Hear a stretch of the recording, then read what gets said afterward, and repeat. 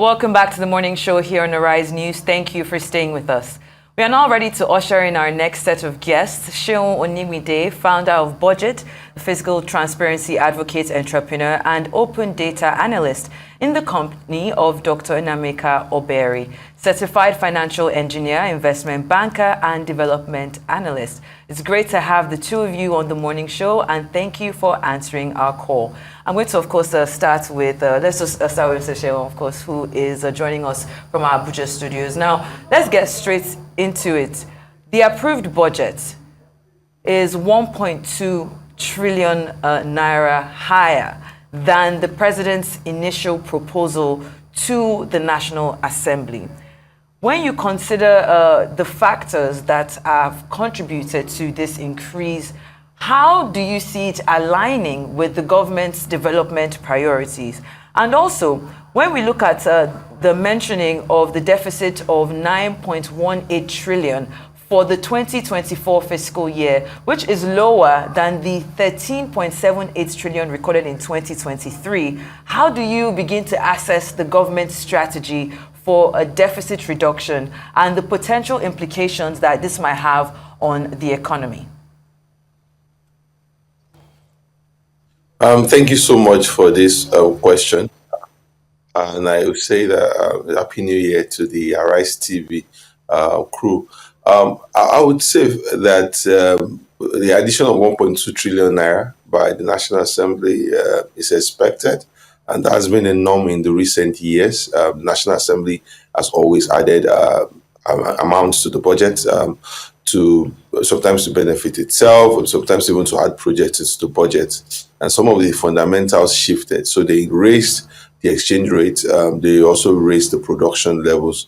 And you would say that also that the oil price benchmark was also at $77 per barrel, something that, in my own view, sounds too optimistic considering the current outlook of oil. And also, we are not producing 1.78 million barrels per day. So they did all of that to make sure that they keep within the deficit limits, and also making sure that the government is also able to appropriate some certain projects. In my own view, I don't think that this budget has applied elements of fiscal discipline, because if you look at the adjustment, National Assembly raised its own budget by over almost 100%. They did the same thing for the judiciary. And definitely we're yet to see the full details of other places where the 1.2 trillion naira were tucked in. And the question always remains that the National Assembly has the power of appropriation, but that power of appropriation is open-ended. And sometimes the executive, I believe that the executive should have reviewed, taken some few days to review those adjustments. They should have stood up and said what works and what doesn't work. But what we see clearly is that the executive just took the budget 48 hours after it was passed and decided into law. So we are waiting for the execution, but I don't think that the process has gone as she should have gone. National Assembly has arbitrarily added things into the budget, raised its own budget, raised the NJC's budget. I don't think it should be, so things like that should happen opposite. All right, Mr. Onigbinde, let me stay with you before we come to a doctor in the studio. And thanks, for joining us from Washington, D.C. in the U.S. So, Mr. Onigbinde, my point is, if you could quickly touch on the aspect that it doesn't look like many in government today are talking about, the performance of the budget of 2023, which, of course, was slightly lower than the 28 trillion that we have. But I mean, the way budgeting ought to work is that you review the performance of the outgoing budget before you now, claim that this is the reason why you are having a higher budget. So nobody knows whether the budget for 2023 performed up to 30 or 40% or 50%. No word on it. Do you have an idea of how that budget performed and how it can serve as a guide for the 2024 budget? It's not clear about how that budget performed. There's no certainty around that. And let's be honest, we have around 3 budgets running concurrently right now. We have the 2023 budget that was passed into law under the previous administration. We have the supplementary budget that was already passed late into 2023. Then we have the 2024 budget now. And for me, that reeks of lack of thought because in a way, when we supplementary budget that was done last year should have been for very germane things that were like emergency spending. It was not for us to be distributing cars or rehabilitating government offices like that. All of that would have waited to 2024. So something still feels off in the way government planning is being done in recent time. And as regards to 2023 budget, we don't have the full figures yet. And something that we should have by now, capital expenditure is still below 50% as at the time where the budget was released, where the budget implementation report was released, which is, I think, for Q2 2023. So there is still a challenge in which that government budgeting, it has to be driven by performance. I'm talking about the capital expense because you have things like the debt servicing costs that, we're spending a whole lot on that. For example, debt servicing cost is budgeted to go as high as 8.2 trillion naira. We didn't even have such size of budget 10 years ago, or even less 8 years ago. I mean, as at 2015, our entire budget was not up to 5 trillion naira. Now we have debt servicing costs alone of 8.2 trillion naira. So there are some dimensions in the budget that means that things are not looking right from the fiscal side. It will take a whole lot of discipline if this budget is going to make a lot of impact on the people. Thank you. So, Dr. Obiaraeri, I want to ask you, looking at the 2024 budget, what do you think our government is prioritizing? Very recently we had the scandals especially on social media about like fake foods and fake products flooding the market. However, when you look at the amount allocated to NAFDAC for lab equipment, it's about 167 million naira.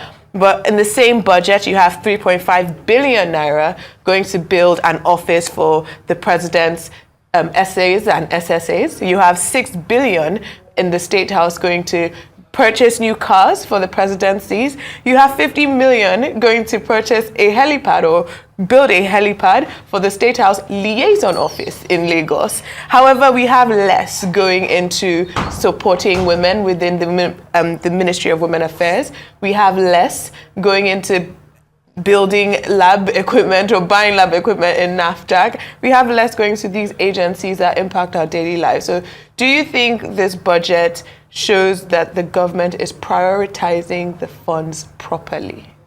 They've simply prioritized and legally authorized the sharing and the looting. I say it with every sense of responsibility. If you look at that budget, it's very depressing. And you are even talking about cars and the 20 billion naira budgeted to refurbish and build new houses for those already reeking in luxury, the president and vice president. You didn't even look at the place where they budgeted 6 billion for car park, 6 billion for car park, 3 billion for books. How many of them can even read? It's to be sincere. And where they budgeted a lot of frivolous things. Just like you heard Shehu said, they budgeted 200% for the National Assembly. It's very unfortunate that we've gotten to this level. I was sharing with somebody yesterday, I said, looking at where we are today, the person was telling me, after Christmas, dollar will come down to naira. I said it will not come down. Because if you look at it, 50% of the demand pressure on the dollar is corruption driven.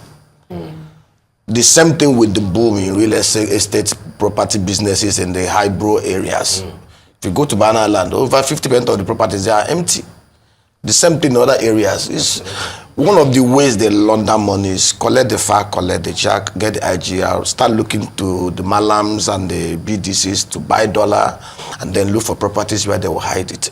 And every day we claim we are fighting corruption. That budget was simply putting a legislative seal on what they just want to take, share, and distribute among themselves.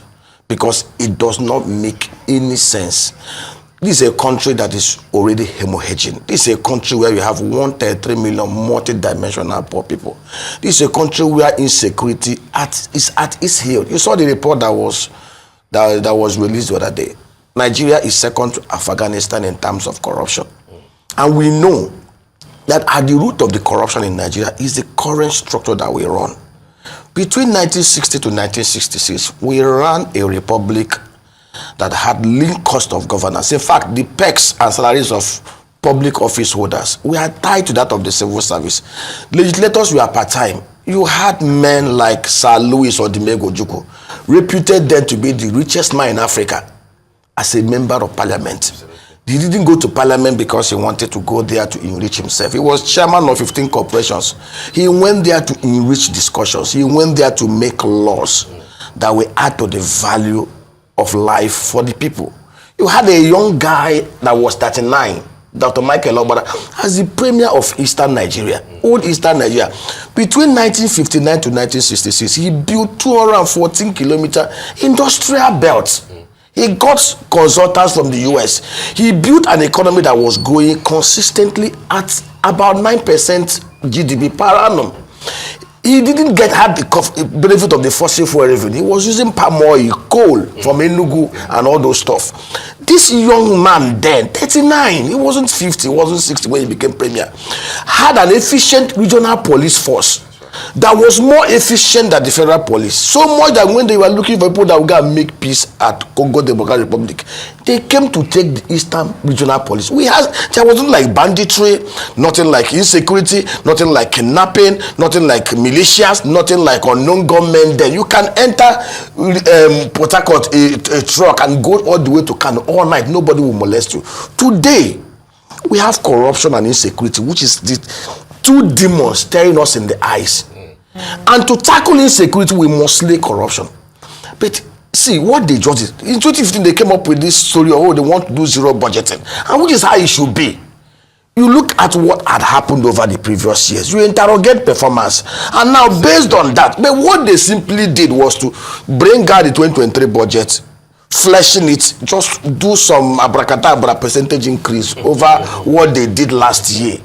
And that is it. And they took it, the president signed. And see, I feel sorry for Nigerians. And you saw what they said. They also included 100 million naira for school feeding. If you do not empower the parents of the student, how do you now want to feed them? This is dehumanizing. I've never... Chief Olusegun Obafemi Awolowo had an education system in the old Western Nigeria that was very efficient. They had a school feeding program. It's not this kind of Babi Al-Almajiri thing they are doing for Nigerians. Awolowo's system trained many of the people. Yes, in fact, one of those who benefited told me that even their lunch, they used to have half chicken for lunch. Correct. There was competition between the north, the southwest, the old west, the middle belt, the midwestern region. There was healthy competition. You could see everywhere was productive. You had the cotton of the north, the groundnut pyramid. You had the cocoa of the west. Last year, Ghana did $1.5 billion from cocoa. The southwest today can actually do $3 billion from cocoa. The southeast, in 1965, Nigeria controlled 45% of the global palm oil market. Today, that market is $72 billion size. Unfortunately, Indonesia and Malaysia came to Calabar 80 years ago to pick the seedlings. Yeah. Nigeria is nowhere to be found. We consume over 2 million tons of palm oil. We only produce 1,050,000 tons. And we have a country where the palm grows in the wild. I run a group, the Southeast Farms. We came up with a proposal on how the Southeast government can work under the commune, because land in is owned communally, to develop 100,000 new tenera palm plantations. Community-wide, every community, 30 hectares, 50 hectares. We will provide them with the seedlings that does about 30 tons per hectare. We even volunteer to get private sector investors. We will set up cottage factories in every local government area, because the Land Use Act confers so much power. How long ago did you present it? That was over since 2019. It does not take anything from them. No response, because it will not afford them the opportunity of just awarding contracts, inflating it 300%, and stealing the money. You are not bringing anything. Local government areas, state, work with the communities. Provide them. The other day, you saw what they provided for agriculture. To make agric work, you must mechanize it. There was a time they said they wanted to buy 10,000 tractors under the public sector. I said, it's criminality. If you want to do it, work with National Sovereign Wealth Investment Authority. If you go to Akiwumi additional to that, say, okay, we need $1.5 billion under a private-public partnership arrangement to mechanize agriculture. We have 8,809 electoral wards in Nigeria. In every electoral ward, under a private-public partnership arrangement, there are capable that will manage it. Set them into clusters, bulldozers, caterpillars, harvesters. See, if we have this in place, we can develop 3,500 acres of land in every ward, specialize in every commodity. In the north, Nigeria is the only place where the date palm grows in the wild and fruits twice in a year. Egypt is 95% desert. Egypt consistently decided, okay, we want to use these fruits, these trees, to curb desertification and grow wealth and create oils of wealth. When Bible talked about a land flowing with milk and honey, that milk is from the cow and the animal husbandry. The milk is the date fruits. Egypt had developed, they are the biggest producers of date fruits. Saudi Arabia, as wealthy as they are, from 2006 till now, have developed over 1 million hectares of the date plantation. Nigeria, if the 19 northern governors, we've sent proposals to them, can decide every state 50 hectares, in 50,000 hectares, in clusters of 40 hectares, it will serve three purposes. It will enable you to have agro rangers, 25 armed and fully trained within every locality. They understand the environment. It will help even the pastoralists, the nomadic herdsmen, to see where they can have water and collocate with those guys. 50,000 hectares in every of the states. In 5 years, the northern states across the whole value chain will create 2 million jobs and be able to produce $12.5 billion annually over the next 70 years. Doctor. But these guys are not thinking. You cannot cure poverty by throwing stipend at people. The average Nigerian with his limbs and legs intact can make 5,000 naira every day. We are not lazy people. But they just want the enabling security environment, the enabling policy, physical environment. And the only way we can achieve this is for us to go back to the constitutional, physical, resource production and control and socio-economic structures that we had between 1960 to 1966. As long as we are dealing with this Abdulsalam Abubakar 1999 constitution, I will tell you, Nigeria will continue to progress in error. We will continue to progress. From 1999 till now, we've been going down. The best government we had was Obasanjo's government. After Obasanjo, Yar'Adua came in. That good man, God bless his soul, health could not allow him to perform. From Yar'Adua till now, we have been progressively going down the drain. And from what I've seen now, last time I came, I said, let us hope. Hope is the only thing that will keep us alive. But I can tell you, from what I have seen, from the local government areas to the states, I devote 4 hours every day looking at these things. I tell you, only God will save us. Only God will help us. I mean, there was a point where you said, you looked at the budget and it just seemed as if it was an abracadabra, like some magic trick. They just took the 2023 budget and then decided to just add up. Go and look, take out time to read that document. You will weep. I want to focus on the deficit, because it's expected to be financed through new borrowings. Privatization proceeds, and the drawdown on multilateral and bilateral loans. Now, from a fiscal responsibility standpoint, how sustainable is this approach? What risk does it pose to the Nigerian people? Because as passionately as you speak about it, this has been signed and those monies are going to be borrowed. Which assets are they going to sell? But when Buhari handed over on May 29, 2023, our total debt level was about 77 trillion. Yes. Today, it's about 87. Over 10 to 12 trillion have been added over the last 6 months across the 3 tiers of government. Recently, they were just asked to securitize way and mean 7.8 trillion. What did they even see? The first point, what did Buhari do with 22 trillion? In fact, that creation of 22 was what affected forex instability created for stability in Nigeria. Nobody bothered asking, what did you do with 22 trillion? And they are going the same way. Now we talked about selling assets. How many assets are you going to sell? We see one of the reasons why NNPC as currently structured is still 100% government controlled. Look at BNP Paribas. Look at British Petroleum. Look at Petronas. Look at Petrobras. Look at Emirates Oil. Look at the structure. Yeah.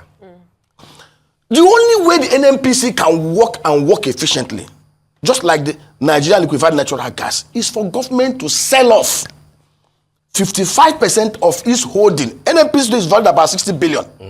Selling it down will give us at least $34 billion that will come into our federation account. We don't need to go and borrow anything. Let me tell you what will happen. When you sell off this and bring in deep-pocketed, technically savvy private sector investors, NNPC will be shielded from going from House of Rep to House of Senate, from one minister going about to go and model up things. They will become like, have you ever seen the LNG director, MD, being invited by Rep or House of Senate or any other person harassing them? Allowing them to function efficiently, this way, allowing them to run this way. I tell you, in the next 2 years, we will get new investment of no less than $50 billion.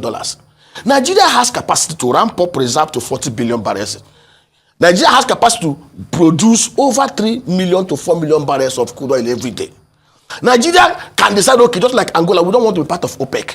We will refine everything we consume here. Encourage modular refineries. See, we will be the hub to supply refined white petroleum product to all the sub-Saharan Africa. We have a 600 million market. And then bring in the gas sector. If NNPC is unshackled, and the only way you can unshackle the NNPC is to remove them from undue influence of those in Abuja. Allow them to run like the British Petroleum and the likes of other national corporations where there is transparency and efficiency. Okay, Doctor, let's quickly bring in Sheung. Adesua, please go on. Yes, so Sheung, I'd like to ask you, Mr. Because you do budget and you were talking about financial impropriety, or you look into financial impropriety through budget. I want to ask especially about EFCC's budget, because in this budget EFCC has budgeted 413,745,756 naira to purchase new vehicles.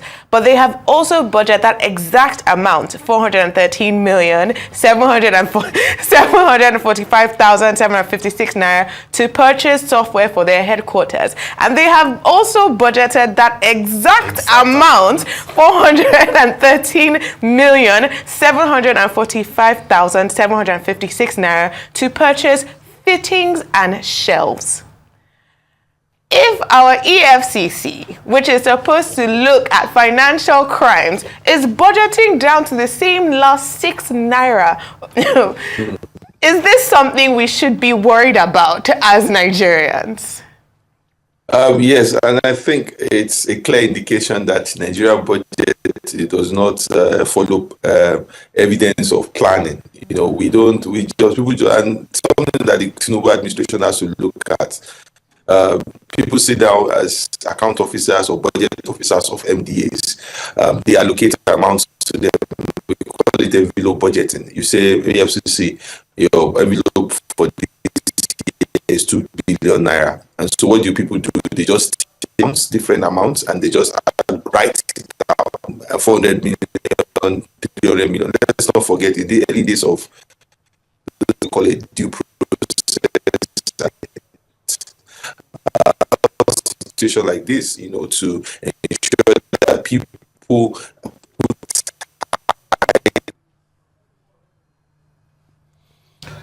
All right. Mr. Onigbinde, the connection is very poor from Washington. I'm afraid that we'll try and sort that out while we return to Dr. Obiaraeri in the studio. We're actually running out of time, but of course, we'd like you to follow up on what Adesua has said and then add to it.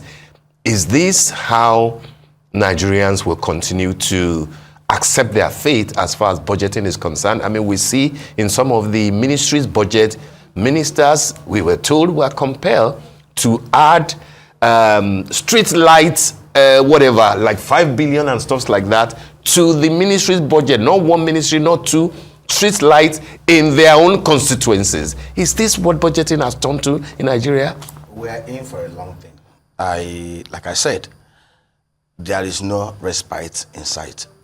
What you have seen clearly, you look at even the overhead, 8.7 trillion for less than 1 million civil servants and political office holders. Over the last 23 years, we've actually been budgeting for civil servants and political office holders. There's no budget in Nigeria that actually intend. Yes, and it's quite unfortunate. You saw what they talked about. One House of Rep member, I think from Edo State, that the president approved 4 trailer load of rice. Yeah. This is how dehumanized. This is how they so dehumanize Nigerians. I calculated it off the cuff. A trailer of rice is about 100 bags, so 2.4 million bags for every of the National Assembly members. That's okay. 1.2 million bags. We're estimated to be 230 million people. 133 multi-dimensional poor people. So let us assume, okay, they even shared it to 1 bag for 2 persons. 2.5 million people. So what happened to the rest of the 211 million Nigerians? Well, the gentleman in Esako constituency said it's not government money, that is from the pocket of the president. And you could see the glee, the excitement. Like I said, this tokenism will not help us. You cannot solve the poverty problem in Nigeria without touching the foundational structure of Nigeria. We didn't have this level of poverty. No. In 1980, the number of poor people in Nigeria was about 4.7 million. China had 769. 1980, look at the numbers. Literacy level in China then was about 62%. Nigeria was about 52. China concentrated on building education. In our budget, 2% for education. Health, less than 2%. The National Assembly budgeted 15 billion for hospital, for themselves. 15 billion for library and books they will not read. Correct. China took out time between 1980 to 2005. They moved their literacy level from 62% to 97%. Nigeria has actually retrogressed back. We have over 20 million kids out of school. Unacceptable by any world standard. They don't care about that. So we've gotten to a level, if you want to fight insecurity, which is at the core of our problem today, yes, we need to restructure this country. That's why I was coming to Doctor very quickly, just 30 seconds. This government, this party, campaign on the plank of restructuring. Do you have hope that this government can take us to the sense that you printed to us of Nigeria between 1960 and 1966? Yes, when things worked? I have hope. And that hope is prepared on the fact that every Nigerian must stand up to begin to raise this matter and put it on the front banner. Because it grieves me. Go to the social media space, you see people chasing all manner of inanities. Nigerians are not aware of what's actually coming to them this year. And that is the truth. From the clergy to the traditional institutions to the civil whatever organizations, Nigerians must begin to demand vociferously for a total overhaul of the constitutional and physical framework of this country. That is the only way we can be able to take this country back to the era of production. Nigeria, as of today, can produce everything we consume here. Absolutely. Nigeria, as today, I agree, can export over $200 billion worth of agri products. Right. Nigeria, as today, can make $27 billion annually dollars from the blue economy. See, we talked about capital investment. The rail structure arrangement had been kind of liberalized. States can do it. Yeah. I keep on hammering on this. The most lucrative rail routes in Nigeria is Lagos, Shagamu, Ijebu-Ode, Ore, Benin, Asaba, Onitsha, Owerri, Port Harcourt, circle back about Umuahia, back to Okigwe, Oka, Onitsha, to Abakaleke. 872 kilometers. It will take about $8 to $10 billion to do. Right. Under a private-public partnership arrangement. I tell you, a very serious government can rally the 8 states. Definitely. We have a template on how this thing can be done $12 billion can flow into this economy. You will build that rail line and from housing to health sector. There is no sector of Nigeria that is not a gold mine. Well, we don't have people who are thinking in power. Well, thank you very much. No rigor, no passion, no patriotism. Thank you so much. Thank you so much, Doctor, and thank you, Mr. Cho, over in DC. Thank you so much for joining us today.